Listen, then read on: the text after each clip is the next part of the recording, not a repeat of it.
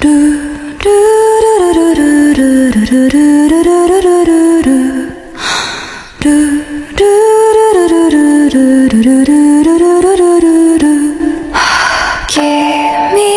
中にある赤と青き線それらが結ばれるのは心臓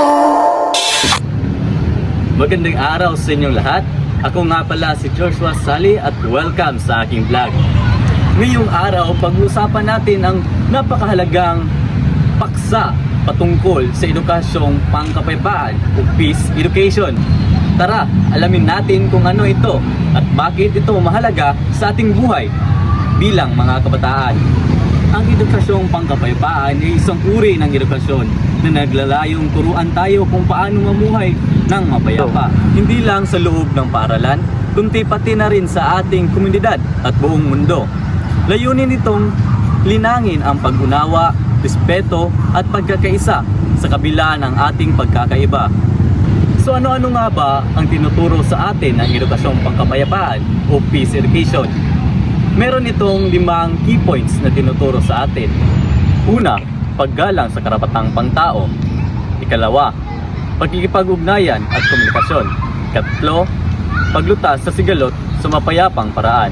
Ikaapat, pagkapantay-pantay at katarungan. Ikalima, pagmamahal sa kapaligiran. So, ano nga ba ang paggalang sa karapatang pangtao? Dito ay tinuturuan tayo na igalang ang dignidad ng bawat tao, anuman ang kasarian, relihiyon o kultura nito. Ikalawa, ano nga ba ang pagkikugnayan at komunikasyon? Sa halip na tayo'y makipagtalo sa ating kapwa, matuto tayong makinig at unawain ang pananaw ng iba. Dahil hindi lamang ang ating pananaw ang importante sa lipunan, kundi pati na rin ang pananaw ng bawat isa o ang ating kapwa. Ang bukas na komunikasyon ay susi sa pag-iwas sa alitan. Katlo, paglutas sa sigalot sa mapayapang paraan.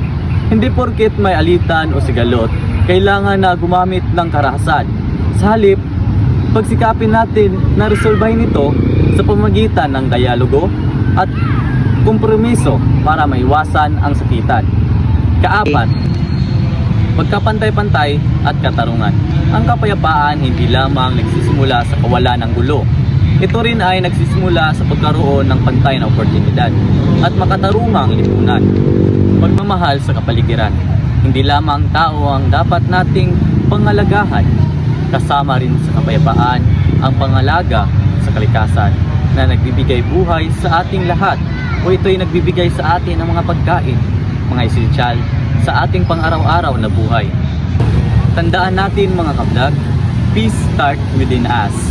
Kung matuto tayong respeto, kumanawa at magpatawad, unti-unti nating mabubuo ang mundong mapayapa at masaya. Ako si Joshua Pisali and this is your reminder to spread peace, not hate. Nice. Wow! Beautiful!